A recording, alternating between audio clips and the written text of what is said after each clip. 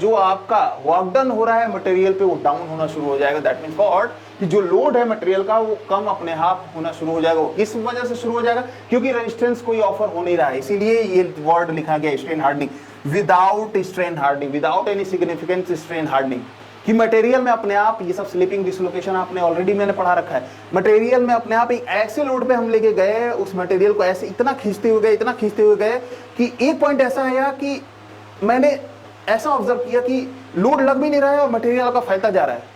और जब मटेरियल आपका फैलता जाएगा, लोड लग ही नहीं रहा है, तो इसका मतलब क्या होगा कि आपने जो लोड ऑफर किया था वो अपने आप घटना शुरू हो गया। तो इसीलिए ये जो वैल्यू अपने आप घटती हुई शुरू हो गई और एक पॉइंट पे जाके वो क्या हो गई माय डियर फ्रेंड्स, रुक गई।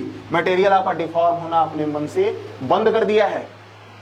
और उस पॉइंट को, जो मटेरियल अपने आप डिफॉर्म होना बंद हो गया है, तो उस पॉइंट को भी आप बोलोगे यील्ड पॉइंट। अब ये भी आपका पॉइंट रहा यील्ड पॉइंट, ये भी आपका पॉइंट रहा यील्ड पॉइंट, ठीक। लेकिन ये है ऊपर, तो इसको आप बोलोगे व्हाट, इसको आप बोलोगे अपर यील्ड पॉइंट।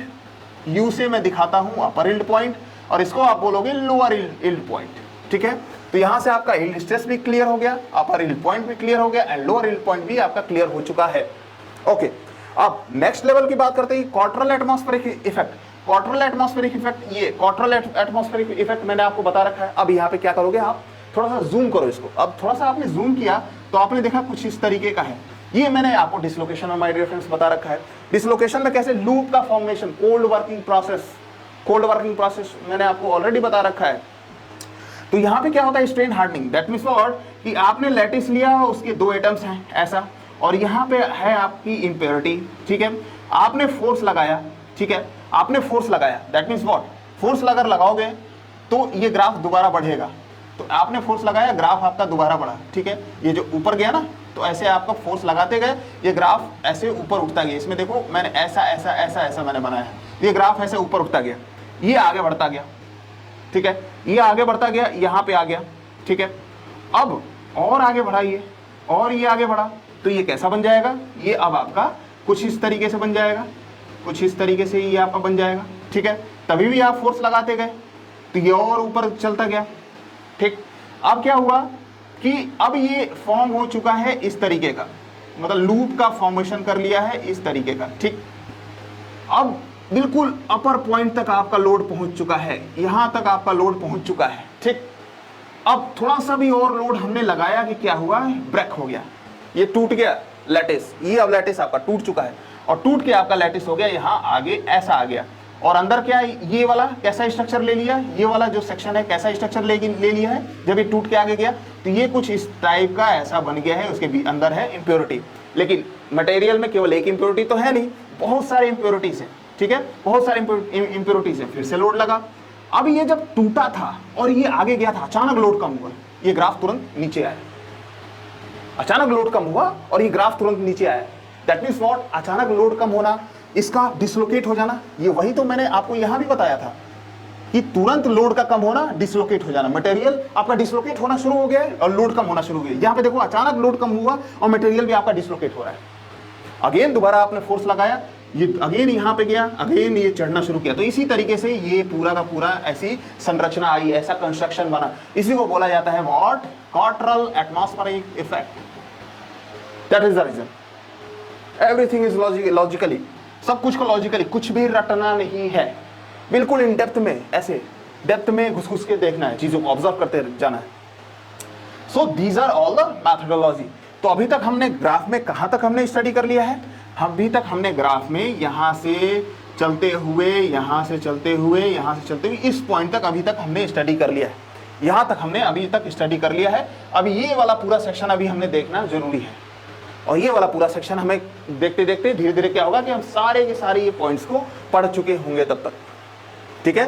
तो ये इस तरीके से टेंशन टेस्ट में जो हमने माइल्ड स्टील को लेके हम आए थे पिक्चर में, उसी के बाद ये सब सारी की सारी ये प्रॉपर्टीज निकल के आई थी। और जो इसमें जो ग्राफ आपको मिला था, उसकी हर एक अंडरस्टैंडिंग को जब आप समझोगे तो धीरे धीरे करके ये पूरी ग्राफ की लाइनें कंप्लीट होके जाके आपका मटेरियल यहाँ पे क्या हो जाएगा, फ्रैक्चर हो जाएगा, टूट जाएगा, ब्रेकिंग स्टेज पे जाके आपका मटेरियल टूट जाएगा। उसके बाद आपके मटेरियल के बारे में, कुछ बिहेवियर के बारे में देख लेंगे कि मटेरियल आपका कितना डक्टाइल है, कितना मेलेबिलिटी है, उसकी कुछ रिलेशंस, मैथमेटिकल रिलेशंस के बारे में हम देख लेंगे, किस केस पे जाके मटेरियल में नेकिंग फॉर्मेशन होता है, दैट मींस व्हाट कि उसके नेकिंग फॉर्मेशन होने के बाद ही आपका मटेरियल क्या होता है, ब्रेक होता है। ये किसके केस में होता है, ये आपका डक्टाइल मटेरियल के केस में होता है, ब्रिटल में क्यों नहीं होता। ये सब सारी चीजें यहाँ पे डिस्कस होनी है, ठीक है, सारा का सारा आपका यहाँ पे डिस्कस होना है। Then stress and strain diagram for the various material. अब ऐसा भी नहीं है कि केवल सर ने बता दिया कि हाँ aluminium and mild steel, no, आपको बहुत सारे एलिमेंट्स के बहुत सारे मटेरियल्स के आपको स्ट्रेस एंड स्ट्रेन डायग्राम को भी जानना जरूरी है। ये ऑब्जेक्टिव क्वेश्चंस में कभी कभी डायरेक्ट ऐसे 4-5 ग्राफ बना के 1 2 3 4 5 6 ऐसे लिख के इंजीनियरिंग सर्विस एग्जामिनेशन में ऐसे पूछते हैं कि ये किसका है, 1 वाला किसका है, 2 वाला किसका है, 3 वाला किसका है, तो ऐसा पूछा जाता है। एसएससी में भी इवन पूछे जाते हैं, कभी कभी स्टेट एआई के एग्जाम में भी पूछे जाते हैं। गेट में जनरली नहीं पूछता, ठीक है, जनरली की बात कर रहा हूँ। अगर पूछ दे, जनरली का मतलब ये होता है 50-50 या 60-40, ठीक है, ये गारंटी नहीं है कि नहीं पूछेगा। चलिए, अब ये तीसरा पॉइंट भी हमारा क्लियर हुआ है यहाँ से, यील्ड वाला। अब हम बात करेंगे प्रूफ स्ट्रेस की, ठीक है, कि ये प्रूफ स्ट्रेस होता क्या चीज है। प्रूफ स्ट्रेस समझ के उसके बारे में रेजिलेंस समझेंगे, टफनेस समझेंगे, so these are all the steps. Okay, तो अब प्रूफ स्ट्रेस को भी किससे समझना है, ऑफ कोर्स ये माइल्ड स्टील मैंने बना रखा है इसे ब्रैकेट में, तो उसी समझना है। तो ये डायग्राम तो हमारे लिए यूजफुल है ही है। तो नेक्स्ट आपको हेडिंग डालना है क्या, प्रूफ स्ट्रेस। चलिए, तो ठीक रहा, ये बिना टाइम वेस्ट किए ये डेफिनेशन को भी कोट करते हैं, ठीक है। अब इसको जरा समझते हैं। तो हमारा नेक्स्ट टॉपिक क्या था, ये प्रूफ स्ट्रेस के बारे में देखना था। तो ये प्रूफ स्ट्रेस ये क्या होता है। प्रूफ स्ट्रेस ऐसी एक चीज है कि ऐसा मटेरियल जिसमें आप इजीली यील्ड स्ट्रेस, अभी हमने जस्ट क्या पढ़ा है, यील्ड स्ट्रेस पढ़ा है। दैट मीन्स व्हाट कि ऐसा मटेरियल, जैसे कि यील्ड स्ट्रेस जब हमने पढ़ा, तो यील्ड स्ट्रेस को एग्जैक्टली कैसे फाइंड किया जाए, तो उसके लिए मैंने प्रैक्टिकल आपको मेथड बताया कि ये आपका है ओरिजिनल लेंथ, अगर इसमें टेंशन टेस्ट आप अप्लाई कर दो तो ये लेंथ बढ़ के इतनी बड़ी हो जाती है, और अप्लाई करते जाओ लेंथ और बढ़ती आपकी जाएगी, ठीक है, ये और आपकी लेंथ बढ़ती जाएगी। ओके, और at that point of stress अगर ये लेंथ अपने आप बढ़नी शुरू हो गई कि ये आपका जो स्ट्रेस है कांस्टेंट रहा, आपका जो स्ट्रेस रहा कांस्टेंट रहा, बट ये लेंथ अपने आप बढ़नी शुरू हो गई। इसमें क्या था, स्ट्रेस बढ़ रहा था, इसमें स्ट्रेस जो था इतना छोटा था, इसमें बढ़ के इतना बड़ा हुआ, इसमें बढ़ के इतना बड़ा हुआ, बट यहाँ पे एग्जैक्टली इतना ही बड़ा था, exactly both are similar stress, but ये बढ़ गया, अब ये बढ़ता ही जा रहा है। तो ये क्या था, ये यील्ड स्ट्रेस था, एग्जैक्टली ये आपका था यील्ड स्ट्रेस। इस तरीके से प्रैक्टिकली आपको पता करना था यील्ड का। लेकिन ऐसा मटेरियल जिसमें आप प्रैक्टिकली यील्ड को अगर नहीं पता कर पाओगे प्रैक्टिकली, जैसे क्या कि माइल्ड में तो आप यील्ड को पता कर रहे हो, क्लियर, इसीलिए यील्ड स्ट्रेस समझते समय हमने माइल्ड स्टील का यूज किया था। बट अगर यहीं पे अगर एल्युमिनियम हो जाता, माय डियर फ्रेंड्स, अगर एल्युमिनियम हो जाता तब उसमें यील्ड को कैसे पता करते। पॉइंट है ना कि अगर यहीं पे एल्युमिनियम हो जाता तब आप यील्ड को कैसे पता करते। मैंने इसमें आपको माइल्ड का यूज करके दिखाया। ऑफ कोर्स इन दोनों में मैंने proportional stress and elastic limit, इन दोनों में मैंने माइल्ड स्टील का यूज करके, माइल्ड स्टील के ग्राफ को यूज करके मैंने आपको दिखाया, तो वहां पे कॉम्प्लिकेशन आ गया। हम इजीली इन दोनों को बाइफर्केट नहीं कर पा रहे थे, इसीलिए हमने एल्युमिनियम को लेके समझा।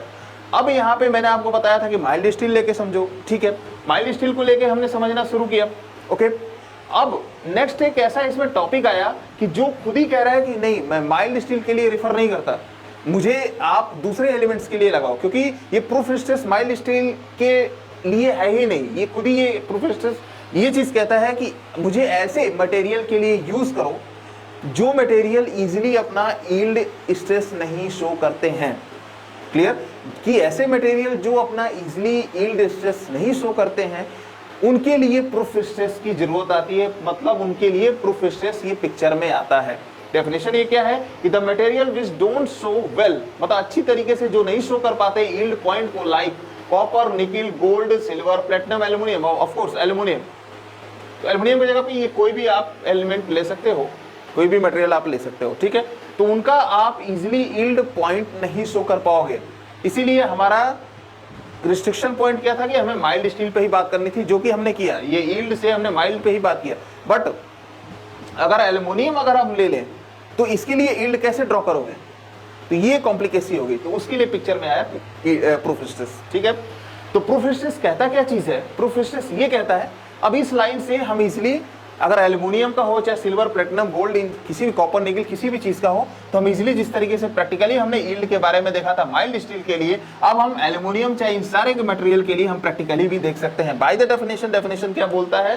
डेफिनेशन ये बोलता है कि ये specific amount of permanent strain, कि ये जो स्ट्रेस है करस्पॉन्ड करेगा क्या? स्पेसिफिक अमाउंट, ये स्पेसिफिक अमाउंट गिवन होगा my dear friends, specific amount ये गिवन होगा, ठीक है, with respect to what? Permanent strain. Permanent strain के रिस्पेक्ट में ये स्पेसिफिक अमाउंट गिवन होगा, उसको करस्पॉन्ड करेगा जो स्ट्रेस, उसी को हम बोलेंगे क्या? Proof stress. जैसे कि देखो, ये आपने एल्यूमिनियम का ग्राफ प्लॉट किया, आपको आता भी है एल्यूमिनियम का ग्राफ प्लॉट करना, कैसे आता है आपने इजीली कैलकुलेट किया है टेंशन टेस्ट में, ठीक है। इंजीनियरिंग स्ट्रेस एंड स्ट्रेन हमने बना दिया है। ये एल्यूमिनियम का ये ग्राफ ऐसे बन गया है, ये एल्यूमिनियम का ग्राफ है। अब इसमें आप इजीली ये प्रोपोर्शनल लिमिट को आप दिखा लेते हो और यहाँ पे आप इलास्टिक लिमिट को दिखा लेते हो, बट यहाँ पे यील्ड पॉइंट को आप नहीं दिखा पाते हो, इसीलिए माइल्ड स्टील को लेके आए, ठीक है। अब यील्ड पॉइंट को अगर आप नहीं दिखा पा रहे हो तो आप क्या काम करो, जैसे फॉर द एग्जांपल अब मैंने बोला ना कि करस्पॉन्डिंग, तो ठीक है, corresponding to what? Specific amount. ये जो स्पेसिफिक अमाउंट है वो क्या है? फॉर द एग्जांपल 0.2% दिया है, किसका? परमानेंट डिफॉर्मेशन का। परमानेंट डिफॉर्मेशन का 0.2% अगर दिया है, फॉर द एग्जांपल ये 0.8% भी दे सकता है, वो गिवन रहेगा, ठीक है। चलो, तो अगर 0.2% परमानेंट डिफॉर्मेशन दिया है, दैट मींस व्हाट? कि 0.2 upon what? 100, that means what? 0.002, ये इतना। तो ये इतना, इस स्केल पे आप जाओगे, इस स्केल पे आप जाओगे कितना? इतना 0.002, आप इतनी स्केलिंग आगे गए, ठीक। अब ये जो प्रोपोर्शनल वाली जो लाइन जा रही है, इसी के एग्जैक्टली पैरेलल, इसी के एग्जैक्टली पैरेलल आप जस्ट ऐसे आप लाइन ड्रॉ कर दोगे, एग्जैक्टली ये पैरेलल। ये लाइन जहां कट करेगी, यही माय डियर फ्रेंड्स आपका क्या हो जाएगा? यही आपका हो जाएगा प्रूफ स्ट्रेस। तो ये ऐसे मैथमेटिकल तरीके से प्रूफ स्ट्रेस को फाइंड किया जाता है। और किसके लिए फाइंड किया जाता है? ऐसे मटेरियल के लिए, ऐसे नॉन फेरस मटेरियल के लिए। These are all the what types of material? Non ferrous, copper, nickel, gold, silver, platinum, ये सब सारे के सारे क्या है? नॉन फेरस मटेरियल है। तो नॉन फेरस मटेरियल के लिए आप इजीली यील्ड स्ट्रेस नहीं शो कर पाते हो, इसीलिए आप माइल्ड स्टील लेके आते हो। लेकिन अगर आपको मजबूरी हो जाए माइल्ड स्टील के लिए यील्ड स्ट्रेस शो करना, तो वहां पे गिवन होगा एक स्पेसिफिक अमाउंट परसेंटेज में, तो उसी के हिसाब से आपको क्या करना है? पैरेलल लाइन जस्ट ड्रॉ कर देनी है एक्सिस पे। आपको चल के आगे जाके उतना अमाउंट लेके, ये जो इतना अमाउंट आपने निकाला है, उतना अमाउंट लेके आपको प्रोपोर्शनल लिमिट वाली जो लाइन जा रही है उसी के जस्ट पैरेलल में आपको ड्रॉ कर लेना है। जो पॉइंट कट करे ग्राफ पे वही आपका हो जाएगा प्रूफ स्ट्रेस। तो यहाँ से आप डेटा कलेक्ट कर लोगे, ये जो डेटा, ये जो स्केल पे डेटा आएगी, ये आपका हो जाएगा प्रूफ स्ट्रेस। और यहाँ से आप कन्वेंशनल क्वेश्चन को आगे फर्दर प्रोसीड कर सकते हो, ठीक है। चलिए अब नेक्स्ट लेवल पे चलते हैं। ये प्रूफ स्ट्रेस हमारा क्लियर हो चुका है। अब रेजिलेंस की बात करते हैं। तो ये amount of energy absorbed by the material up to what? Up to elastic limit. Elastic limit तक जो आपका मटेरियल एनर्जी को एब्जॉर्ब करता है उसी को रेजिलेंस बोला जाता है। अब ये रेजिलेंस किस स्केल पे बात होती है my dear friends? A point is a very very and very point, important point को आप नोट करिए। ये रेजिलेंस, ये engineering stress and engineering strain पे नहीं बात किया जाता रेजिलेंस का। रेजिलेंस एक टाइप की एनर्जी होती है, ये बात किया जाता है लोड वर्सेस व्हाट? इलोंगेशन। ये लोड आपका इंस्टेंटेनियस है एंड इलोंगेशन। जो हमारा ये टेंशन टेस्ट में जो हमारा टेंसोमीटर इलोंगेशन दे रहा था under instant type of load, उसी डेटा को हम निकाल के ग्राफ ड्रॉ करेंगे और जो ग्राफ से हमें एनर्जी उस सेक्शन का, उस एरिया का energy absorbed under the area of which point? Elastic limit point, तो उसको बोला जाएगा रेजिलेंस। और रेजिलेंस क्या? ये एक एनर्जी है, that means what? Joule, that means what? Work. Work मतलब क्या? Force into displacement. फोर्स के जगह पे आप क्या लिखोगे? Stress into what? एरिया। और डिस्प्लेसमेंट क्या है? ये आपका वॉल्यूम है, क्लियर। तो वहां से जो आपका फॉर्मूला जनरेट होगा वो क्या होगा? स्ट्रेस अपॉन यंग मॉडुलस, ठीक है। Stress upon 2 into young modulus into what? Volume. तो इस तरीके से फॉर्मूला जनरेट होता है। एक स्टेप में आगे बढ़ के समझाया, मैंने आपको डेमोन्स्ट्रेट किया। अब चलिए रेजिलेंस के बारे में एक बार स्टेप बाय स्टेप बिल्कुल देख लेते हैं, ठीक। अब ये प्रूफ स्ट्रेस आपके का फिनिश हो चुका है। अब रेजिलेंस के बारे में देखेंगे। तो रेजिलेंस क्या कह रहा है कि द एनर्जी एब्जॉर्ब्ड, आप नोट करो, द एनर्जी एब्जॉर्ब्ड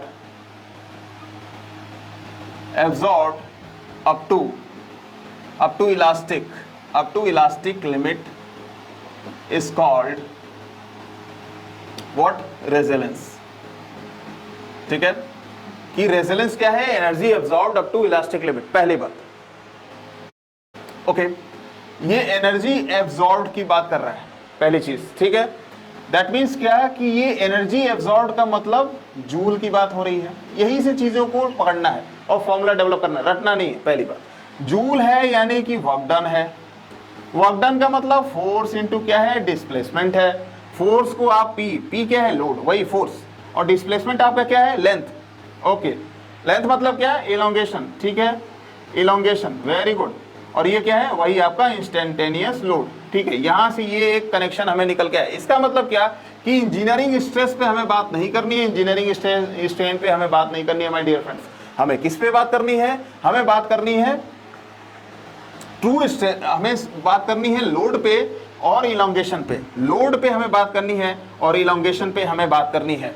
तो ये अब दोनों हट गए हैं पिक्चर से, अब लोड और इलोंगेशन पिक्चर में आ चुके हैं। ठीक है, अब माइल्ड स्टील में क्या था, इलास्टिक लिमिट को इजीली हम नहीं देख पा रहे थे, हम एल्युमिनियम पे बात कर रहे थे। ठीक है, तो चलिए आप सबसे पहले एल्युमिनियम की स्केलिंग करिए, किस पे, लोड पे और इलांगेशन पे, और एल्युमिनियम को आप बना लीजिए। ठीक है, आपने बनाया, यहाँ पे प्रोपोर्शनल लिमिट था और यहाँ पे आपका था इलास्टिक लिमिट था। तो इलास्टिक लिमिट तक जो एनर्जी एब्जॉर्ब हो रही है, दैट मीन्स व्हाट, कि इलास्टिक लिमिट तक जो एनर्जी एब्जॉर्ब हो रही है उसी को बोला जाएगा क्या, रेजोनेंस। उसी को आपको बोला जाएगा रेजोनेंस। तो इस तरीके से माइंड मैपिंग करते हुए, बिल्कुल चैन फॉर्म में आते हुए आपको चीजों को पढ़ना है। कोई भी चीज, एक भी टर्म्स इसमें याद नहीं करना है। मैं बार बार चिल्ला चिल्ला के बोल रहा हूं, एक भी टर्म्स आपको याद नहीं करना है, याद करोगे तो मरोगे। ठीक है, अब ये रेजोनेंस कहां पे यूज होता है, इस टाइप की जो एनर्जी एब्जॉर्ब की जाती है। फॉर एग्जांपल आप पूछोगे सर किधर की जाती है, माय डियर फ्रेंड्स, इसकी आपको यूज किया जाता है, इस टाइप की एनर्जी जो आप एब्जॉर्ब होती है, किसमें होती है, स्प्रिंग में। स्प्रिंग में आपकी होती है, या फिर म्यूजिकल इंस्ट्रूमेंट में होता है। These are all the objective questions, या फिर ये इंटरव्यू में ऐसा पूछा जाता है, आपको अपना थोड़ा ज्ञान बांटने के लिए बोलना पड़ेगा। ठीक है, तो ये ऐसी एक बात आ गई। ओके, अब यहां से ये वर्क डन है, जूल है, एनर्जी है। ठीक है, फोर्स इनटू डिस्प्लेसमेंट है। Okay, very good. तो यहां से ये जो लोड आया, ये लोड आया इनटू इलांगेशन आया। ठीक है, लोड इनटू इलांगेशन आया।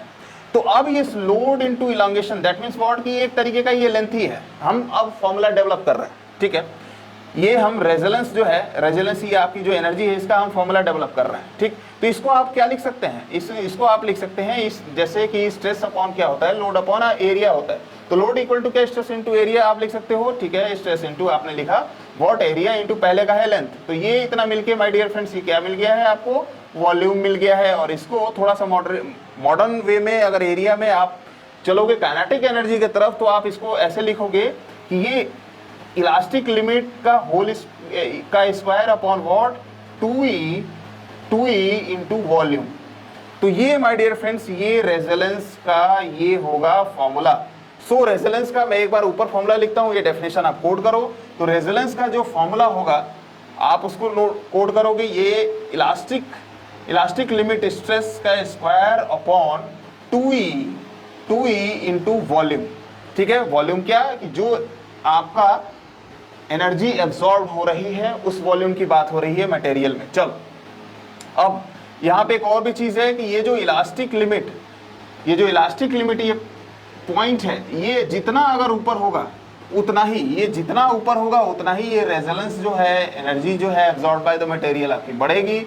और ये अगर आपके मटेरियल की यंग मॉडुलस, ये है आपके मटेरियल का young modulus of elasticity, clear, अगर ये आपका ज्यादा होता है, दैट मींस व्हाट, ये resonance energy absorb by the material, ये क्या होगा आपका, घटेगा। इस ग्राफ से ही आपको समझ में आ रहा है, इट्स नॉट कॉम्प्लिकेटेड इशू, ये कोई कॉम्प्लिकेटेड इतना नहीं है। चलो, अब रेजोनेंस की बात हो गई। अब नेक्स्ट एक पॉइंट इसमें आ रहा है, नेक्स्ट नंबर का एक पॉइंट है मॉडुलस ऑफ रेजोनेंस के बारे में। ये रेजोनेंस तो हमने पढ़ लिया, एक मॉडुलस ऑफ रेजोनेंस आता है इसी में, under the topic of what, resonance. तो इसमें एक नेक्स्ट टॉपिक थोड़ा सा हल्का सा आपको ऐड करना है कि रेजोनेंस की जगह पे आपको जस्ट लिखना है मॉडुलस ऑफ रेजोनेंस। ठीक है, ये modulus of resonance my dear friends, ये होता क्या चीज है। ठीक है, तो ये इसको सिंपल लिखना है कि रेजोनेंस पर यूनिट वॉल्यूम। आपको सिंपल इसमें यही चीज लिखना है कि resonance resilience per unit volume. That means क्या कि इसका जो आपका फॉर्मूला मिला था वो इलास्टिक लिमिट का स्क्वायर अपॉन ये 2e ऐसे मिला था, इनटू वॉल्यूम मिला था, ये रेजिलेंस का अपॉन ये वॉल्यूम। तो ये वॉल्यूम से वॉल्यूम को चीर दो, वॉल्यूम से वॉल्यूम को अगर चीरा तो आपको क्या मिला, आपको मिला है दिस, ये इलास्टिक लिमिट का ये स्क्वायर अपॉन 2e मिला है। माय डियर फ्रेंड्स, ये मॉडुलस ऑफ रेजिलेंस की बात हो रही है, MOFR, that means what, modulus of resilience की बात हो रही है, ठीक है। इसमें ये आपका टर्म्स आ रहा है इलास्टिक लिमिट का, ये टर्म्स आपका आ रहा है। दैट मीन्स व्हाट कि इसको किस एक्सिस पे शो किया जाएगा, इसको शो किया जाएगा stress, engineering stress and engineering strength पे इसको शो किया जाएगा। अगर ये वाला ग्राफ आपका शो कर रहा है रेजिलियंस को अगर ये वाला ग्राफ शो कर रहा है तो इसमें क्या है, आपका लोड है और इलांगेशन है, clear. But modulus of resilience को अगर शो करना होगा तो इनको हटा दो, इनको भूल जाओ। तो आप क्या शो करोगे, आप ये शो करोगे, यहाँ पे लिखोगे ये और यहाँ पे लिखोगे दिस चीज, और इसको तब ये पूरा एरिया आपका शो करेगा मॉडुलस ऑफ रेजिलेंस को, ये पूरा एरिया आपका शो करेगा मॉडुलस ऑफ रेजिलेंस को। केवल एक्सेस में चेंज करना होगा, लोड के जगह पे इंजीनियरिंग स्ट्रेस एंड और इलांगेशन के जगह पे आपको इंजीनियरिंग स्ट्रेन केवल आपको डालना होगा। चलिए, तो यहां से मॉडुलस ऑफ रेजिलेंस भी आपका क्लियर हुआ, बिल्कुल पिक्टोरियल फॉर्म में कंपैरेटिव करते हुए, क्यों एल्युमिनियम ले रहे हैं, क्यों माइल्ड स्टील ले रहे हैं, क्यों कभी माइल्ड स्टील नहीं ले रहे हैं, क्यों हम एल्युमिनियम ले रहे हैं, ये ऐसे हमें बिल्कुल आंख बंद करके नहीं पढ़ना है। क्यों पढ़ना है, क्यों ऐसा ले रहे हैं, क्यों ऐसा कर रहे हैं, क्यों केवल लोड और इलांगेशन में बात कर रहे हैं, क्यों आप इंजीनियरिंग स्ट्रेस एंड स्ट्रेन में बात कर रहे हैं, ये सब सारी की सारी चीजें क्लियर होनी चाहिए, तब हमें कोई भी चीज रटने की जरूरत नहीं पड़ेगी, ठीक है।